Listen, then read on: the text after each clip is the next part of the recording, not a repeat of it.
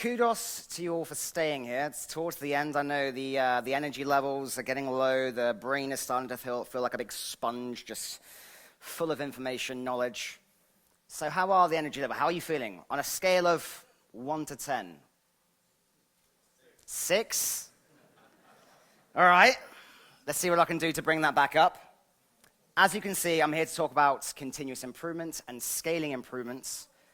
I'm not going to talk too much about myself. You can see it there. Firm believer in continuous improvement. To me, the key to agility is continuous improvement. And let's dive in. So, before we start, just to warn you, this is going to be a whirlwind. There's going to be lots of hints and tips that you can try. The idea being that they are immediately applicable. We won't have enough time to cover all of it because I like you to choose your adventure, because you will be able to prioritize what you'll get the most value out of. I'm a fast speaker, so if I start speaking too fastly, shout duck or kachka or kachna. Practice that now. Duck! Yes, we can do it. And as I said, we're not going to get through everything. So, right, let's find out where you currently are. There's a technique I love when I'm facilitating called a constellation. And the way it would work is I would designate the camera there, the center of the universe, and the closer you are to the camera, the more strongly you agree with the statements.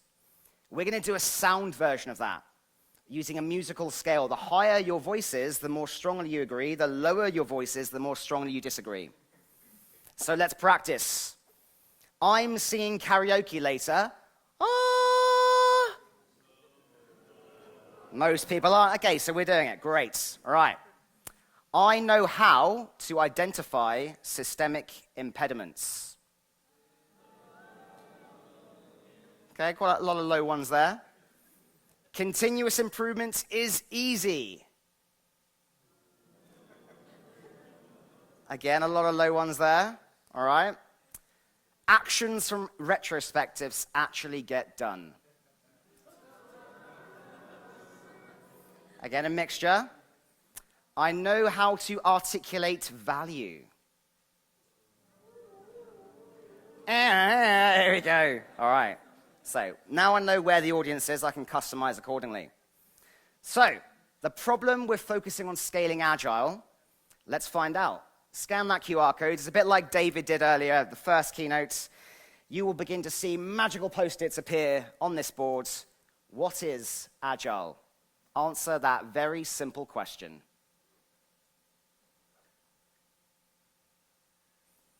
In fact, I'll put a timer up.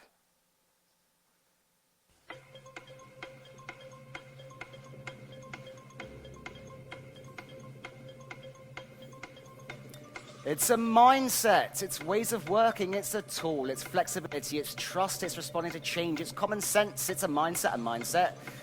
Culture, adaptability, it's getting things done quickly, it's releasing working code, it's ownership, it's continuous learning, it's ducks, it's a way of life.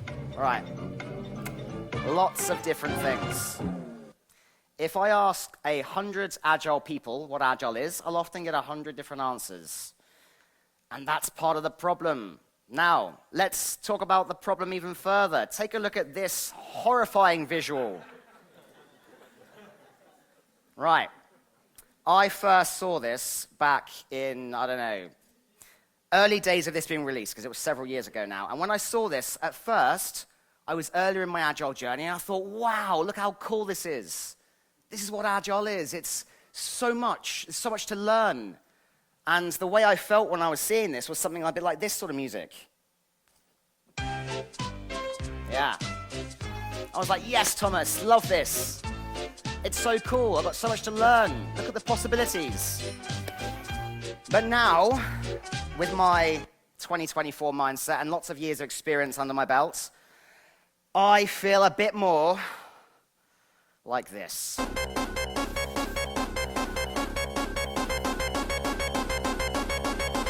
Anxiety-inducing.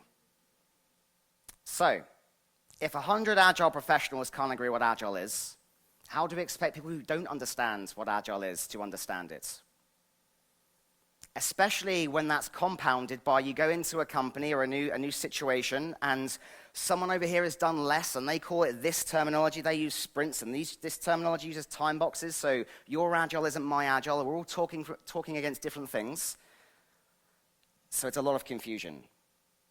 And then you've got the delights of the framework wars, good old comic Agile, I'm just gonna make this larger, the framework wars, where it's like, oh, my thing's better than yours, and this is why you should be doing this instead of that. Well, that doesn't work, and it's very, not a fan, not a fan. Rap battles, less versus safe. You heard a bit about the state of Agile from David early on, a couple of days ago now. The data was something like 69% of people don't believe that the Agile values are being practiced. The State of Agile report in 2023 had 63% of people using team-level Scrum, 26% of them using safe enterprise level, 36% still measuring with velocity, which makes me very, very sad. And I'm not sure if you've experienced this, but lots and lots of people are out of work, which isn't ideal. So, why scale improvement? Find out. What is improvement? One more scan of that QR code.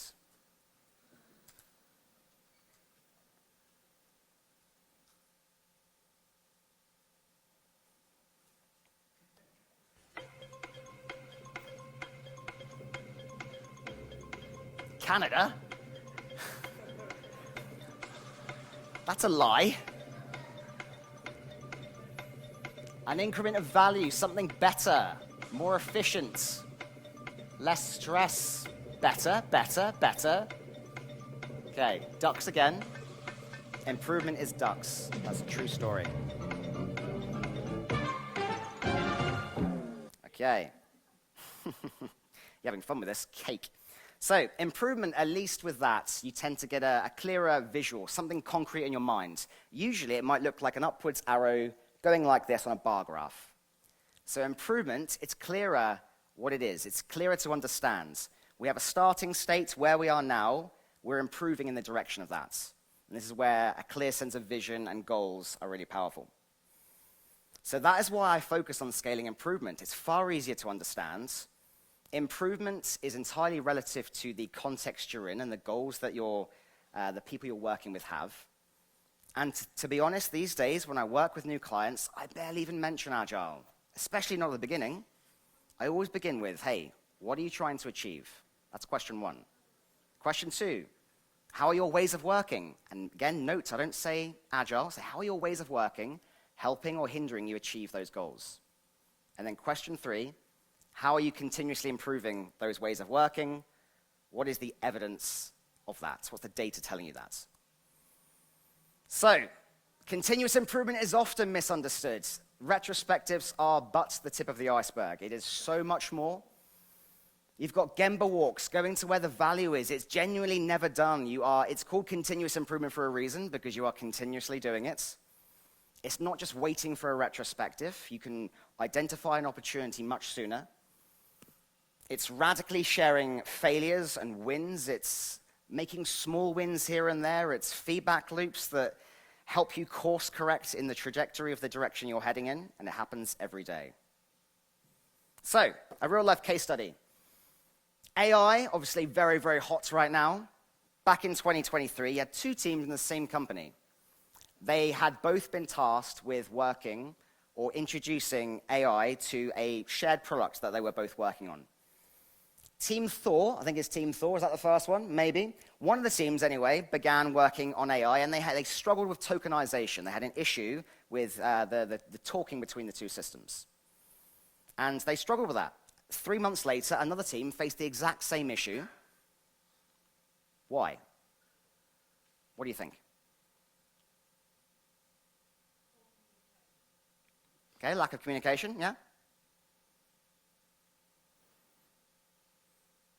Any other reasons? No alignment? Let's have a look. So improving at scale, the things that hold us back, we're always chasing the priorities, the next shiny features, so we're too busy, and improvement becomes like a side-of-desk activity. We'll get around to it when we can. We don't incentivize knowledge sharing. So a failure over here, this team struggled with it. We don't make the time for them to share with other teams and let others know that they've failed and that others could avoid that too. So it isn't incentivized. And also, good old Vegas rules. What are the Vegas rules?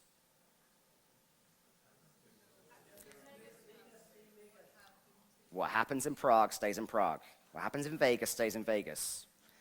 And in retrospectives, when teams are sharing their lessons, their failures, they tend to protect themselves. They say, hey, we're not going to share that failure outside because we don't want to harm psychological safety. But the consequence of that is that learning, that lesson, that really important bit of information that could prevent another team making the same mistake isn't shared externally. So an easy change you can make is Chatham House Rule instead, where you remove any attribution to the individual, and therefore that knowledge is still shared externally. Give that a go. Now, core principles around continuous improvement, just to highlight these. I mentioned get to the Gemba, that's going where the value is. That means if you are working in a gambling industry, maybe go into the casinos and see how customers are using the products live.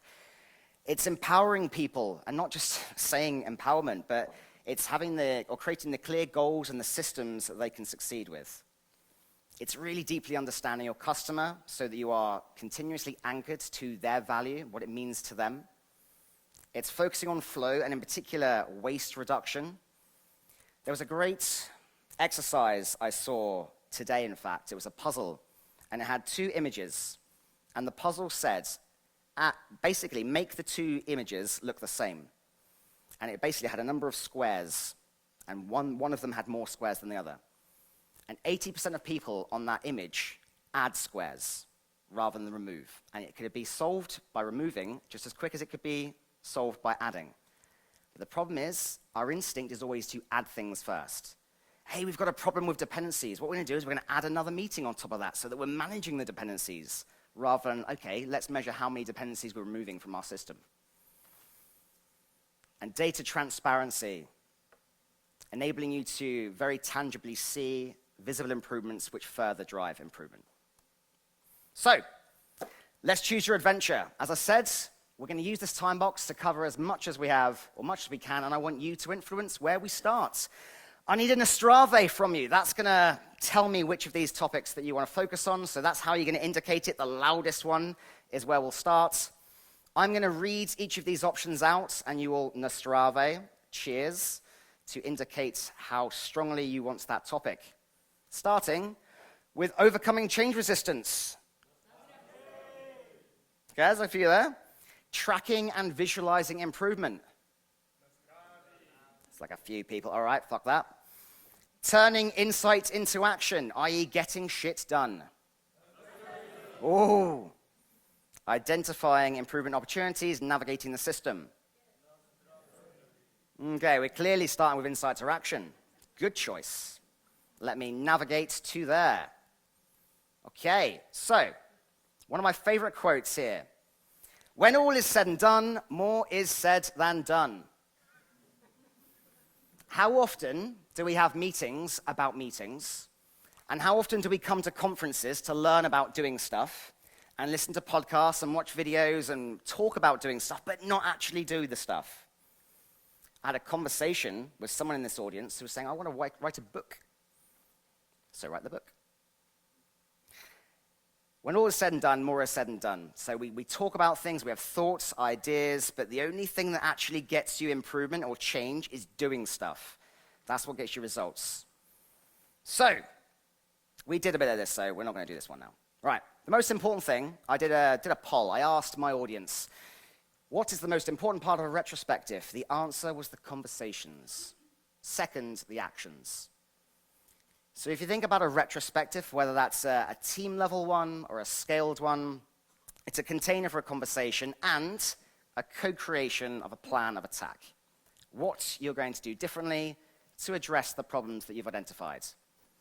The challenge is, so often, the actions you actually capture are awful. They're really bad. And the worse the action is, the less likely it is to get done. If it's low quality, if it's not agreed upon, or it's not captured at all, you've got a problem. And then you've identified things, you've not done anything about them, people start to lose trust in the process, maybe they stop coming to retrospectives, and then it gets even worse.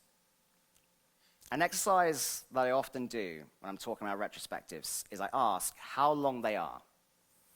And I'm going to do this very quickly now. If your retrospectives are over an hour, raise your hands. That's a good 33% of the audience, okay? If they are 45 minutes to an hour, raise your hands. That's the majority. If they are less than 30 minutes, raise your hands. Yeah, about 10 or 12. Okay. Second question, how long are your attention spans? Are they over an hour? Raise your hands. 1, 2, oh, there's a few people. I envy you. I really do. Mine is like 10 seconds. Okay, how about 45 minutes to an hour? 20 minutes or less? Yeah, that's the majority. All right. So we've got a long retrospective or long meetings. What happens at the end of a retrospective what tends to happen at the end of a retrospective? You capture the actions. So that's when you're thinking about lunch, feeding the dog, going for a walk, the next meeting you've got to rush into because you haven't got time between this one and that one. So when our attention spans and our focus is at its worst, that's when we tend to capture the actions, which means those actions aren't going to be that great. So a really simple shift that I recommend is to capture actions incrementally throughout the retrospective as you go along, so that at least if it ends in half hour because something comes up, you've got some good actions rather than a laundry list of ones that are ill-defined. So I love to do an autopsy on actions. I will ask you so for this action here, turn on cameras on 1 session per week in the next 2 weeks. What makes that high quality? What do you like about that? It's measurable, it's clear. Yeah, it's one time, so it's somewhat easy. You know when it's happening because it's in the next 2 weeks.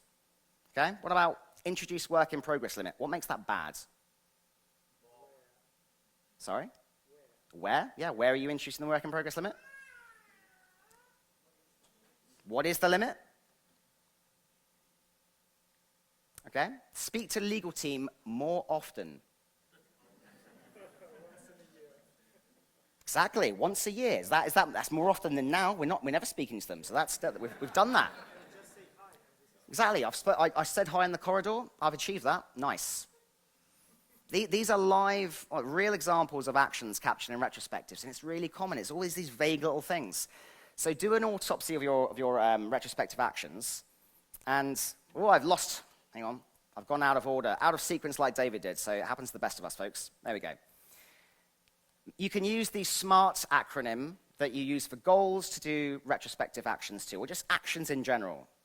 Make it more specific. So 4 items in progress is better than just work in progress. Pair programming twice per week is measurable. You can say, I've done that, and therefore, great. Achievable, okay, we're going to do it once a week rather than every single time. Because if you say every single time, that's scary. That's a lot. That's a big ask. Time-bound, we know when we're going to do it because, hey, we're going to hold 4 customer interviews by the end of the month. Easy, rather than getting people to admit when they need support or need help, because that can be a bit scary, saying, or just asking the question in the meeting, who needs support today? Who could be helped today? And reflective is building in the feedback loop. We're going to review this at this time period in the future. So I encourage you, make retro actions better. By doing so, they're more likely to get done, and that will bring about change. I alluded to in the little open space exercise just yesterday, the marginal gains technique that was highlighted in the book Atomic Habits by James Clear, the story of Sky Cycling and British cycling who had really never been successful on the global stage pre-2004. Their focus was 1% improvements in lots of little areas. So again, if you have a goal you're trying to achieve, improvements, better transparency, break that problem down into 1% improvements, 1% things, because those 1% things are easier to get started. They're less scary. They take up less capacity. A 1% improvement in the weight of a bike and the way a person recovers afterwards and how they are massaged afterwards and how they train and how they sleep, those all aggregate to great results. The same concept applies to how we work with teams and companies. So, that was a very quick thing around turning insights into action, I believe the second highest one was tracking and visualizing progress, so that's where we're going now. Without continual progress, or continual growth and progress, words like improvement, achievement, and success have no meaning. Benjamin Franklin, love that quote. Visuals are very powerful. These are a couple of ways that I've worked with companies at scale, and I've incentivized or provided visuals around improvements. We identified through an inspect and adapt event. If you're a safe person, you'll recognize that's a scaled retrospective. We identified opportunities, things that were challenges for this particular program, and we set ourselves a target. We want to do 50 improvements over the next quarter. And just tracking them with a visual like this, with like a mountain, this is our mountain to climb, or a barometer, hey, we're on fire, we've done this amount of customer problems in this time frame. There's a number of ways that works really well. Because if you are halfway through the quarter and you've only done 10, that pushes you to do a bit more. If you've got like 5 days left of a quarter and you're on 48 out of 50, that pushes you to get that last 2 done. In the same way, if anyone's got a watch like mine, Evelyn will know this, she's here somewhere. Last night, I got back to the hotel and I was like, oh no, I need to do 1,200 steps. So she went to get a beer, Evelyn's in the back. I went off and did some more steps because I was like, I'm not breaking my streak, I'm gonna get that done. That's a visual reminder of progress that I'm making towards a goal. So you can use visuals in that way to improve at scale. This is my Agile Prague bingo card. And this is my progress so far. I've created 3 of 5 secret handshakes for people in this audience. I've gotten selfies. I've bantered with Vinny. I've done some cool stuff. But again, this is a way you can visualize a particular goal. You could say, hey, what's our bingo card for the next quarter? What are we trying to achieve? And identify a number of things, check them off. The fact that you get to check them off makes you feel good. It also means I've got all these things left to do, so help me. All right? It's on you now. Help me get those done. And a classic dashboard. Does anyone know a leader that doesn't love a dashboard? It's helpful. It brings lots of information from lots of different sources into a single location and enables you to start making sense of that. So dashboards, obviously, very, very popular. And again, the reason that these work is they provide positive reinforcement, which is one of the oldest known human motivators. We feel good when we see a sense of progress. The absence of progress doesn't feel great. This is why feedback loops are so powerful. There's a couple of biases here. The Zeigarnik effect is where you remember the unfinished tasks more than the completed ones. The endowed progress effect is where you gain improved motivation when you see a sense of progress. So those things that carried over from sprint to sprint, because they were unfinished, they stick in your mind more than all the stuff you get done. So having visuals can help take advantage of these effects. And all of this is backed by evidence-based management, supported by scrum.org. Essentially, at its core, you are setting a sense of direction. We are trying to achieve X. And rather than just leaving it to, like, that's a long way away, that's 2 years away, that's a major transformation, we're trying to build in here's our current state, here's a tactical goal. That tactical goal gives us positive reinforcement, and all of it is supported by the standard PDCA loop of here's a hypothesis, here's where we want to go, here's what we're going to try do, and then we check and inspect and adapt. And one of the things that I increasingly tell people to focus on these days is focus less on Agile and focus more on being scientific about it. From Agilist to scientist, have a hypothesis about what we can do towards our desired outcome, run an experiment, amplify the things that work, dampen the things that don't. To begin creating experiments, I usually use techniques like this. You can see this kind of well. There's 2 examples. One's a bit more detailed, one's very, very lean. These are great ways to co-create experiments so that you're not inflicting change upon people. You are designing an experiment which builds in, again, a lot of that logic that I've just talked about. We've got our problem. What are we trying to achieve? We've got our outcome. What do we hope will happen? We've got the results. What's the data that's going to tell us that we are on the right track? And the trials is all around, right, how are we going to turn this into reality? How are we going to get this done? And by co-creating experiments with people, it's more likely to get done. It's their change rather than something that you've inflicted. And once you've got experiments, track them. Does anyone do this? Does anyone track experiments? A couple of people? It's a lot of admin, and for me, I hate admin, but it's worth it. It's one of the few bits of admin that I can convince myself to do because the benefits outweigh the pain. When you do this, you get stories. Those stories can help you articulate the value of what you've done. That value and that change you've brought about can help get buy-in for the next change. So you can see here on this visual a couple of experiments in live. They are, again, building in a lot of the logic we've talked about, the problem, what it is we're doing. We started to build in a feedback loop when we're measuring this.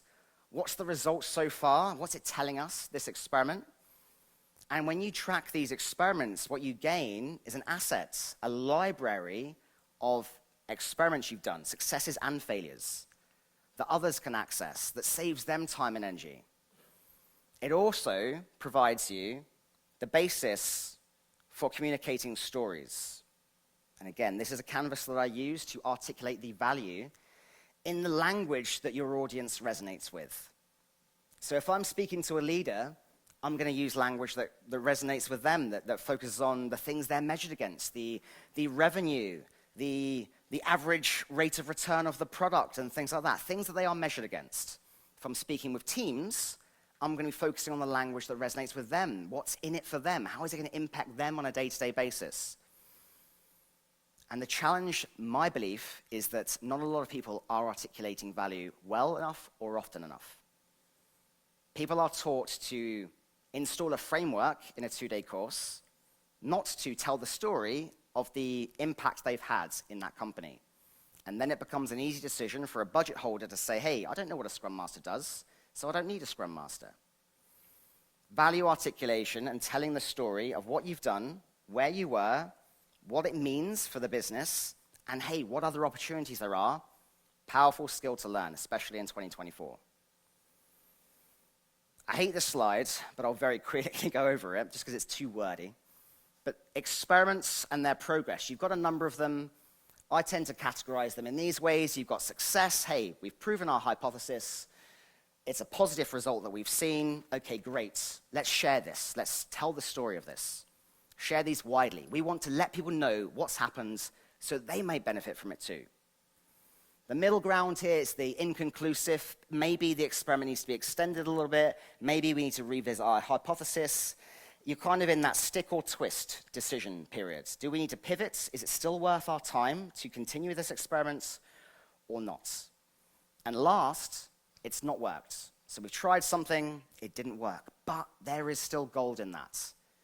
That is still really useful information for others to learn, because we could stop Team Thor making the same mistake with tokenization if we had an asset library of experiments or failures or challenges. So these things can still save you a lot of money. So that's visualization. I have 10 minutes left, so I'm going to very quickly rattle through. One last one. Remind me, what was the third one? Was it change resistance or systemic improvements? I think it was change resistance, right? I'm going to go with that. Okay, cool. So, very quickly, this is around breaking inertia. We all seen the visuals of, hey, dinosaur. People are dinosaurs if they don't embrace change. Let's not call people dinosaurs. They're humans. They are humans that are completely, they've evolved to seek equilibrium, that homeostasis. We are comfortable in the way we're working now. There's less risk, there's less unknowns, so we're going to do this that way.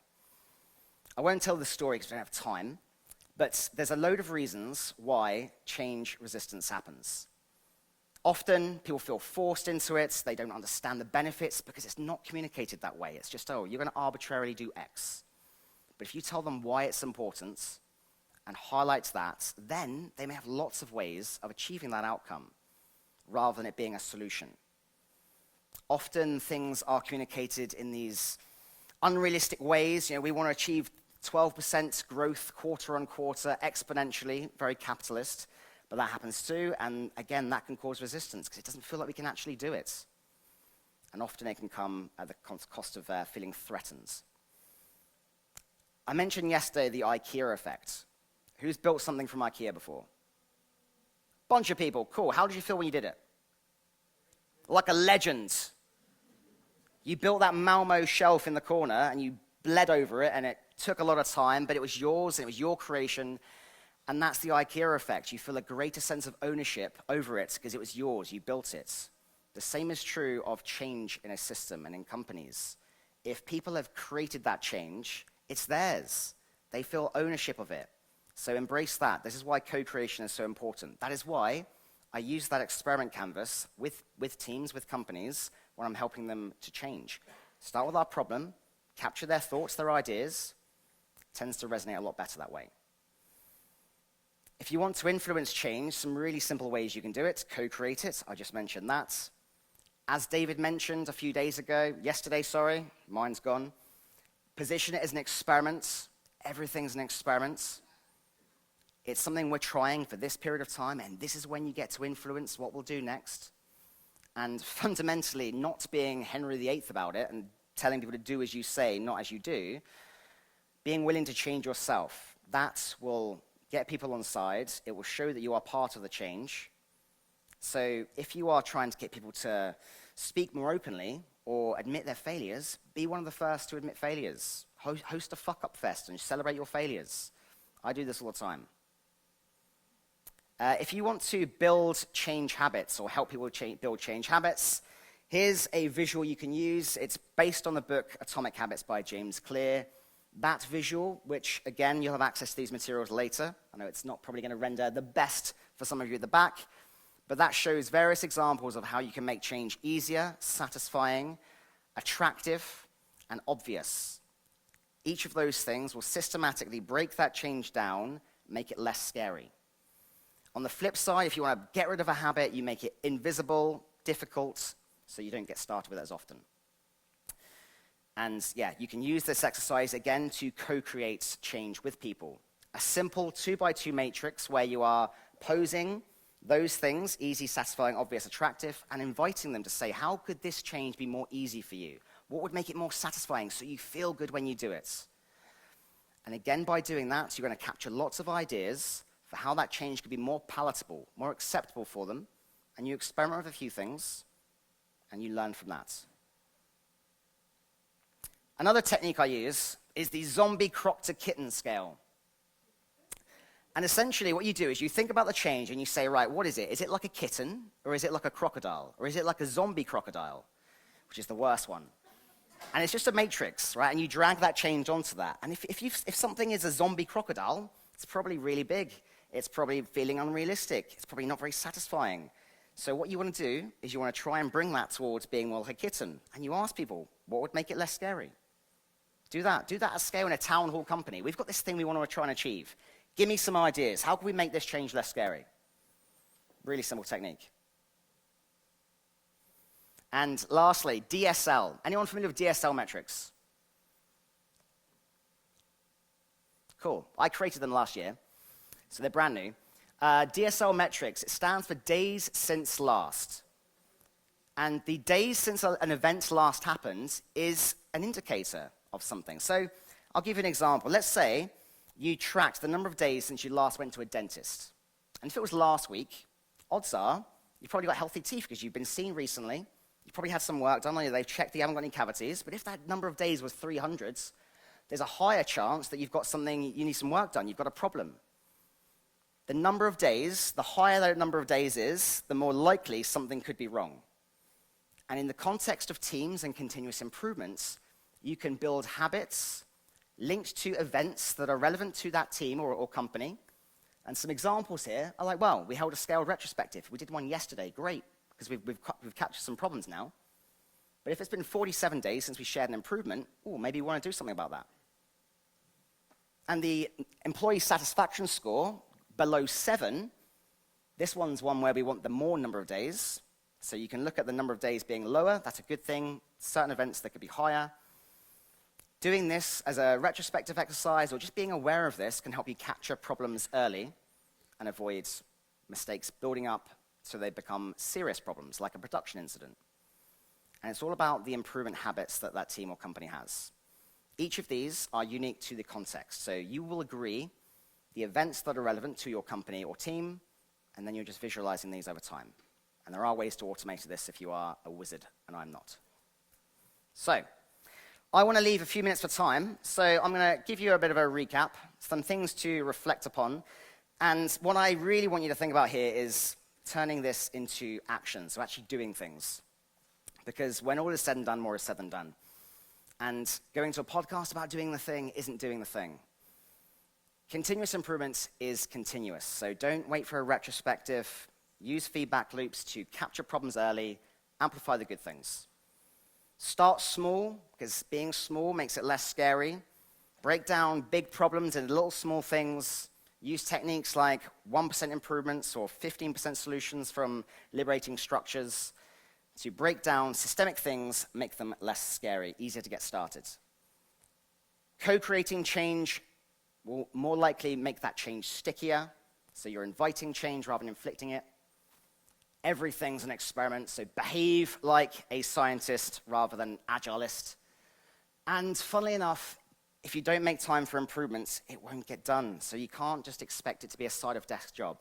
You need to build time into the team's ways of working so they're not just focused on new features, they're not just focused on technical debt, they need to be able to make time for improvements, make it part of your DNA. So with that in mind, just so you know, I'm very hungry. And I don't want you to let me starve. I exist exclusively on feedback. And continuous improvements, I'd be a really poor advocate of it if I didn't ask you for your feedback about this talk. Just so you know, feedback has 0 calories, just like cake. I'm going to really eat all of your feedback right now.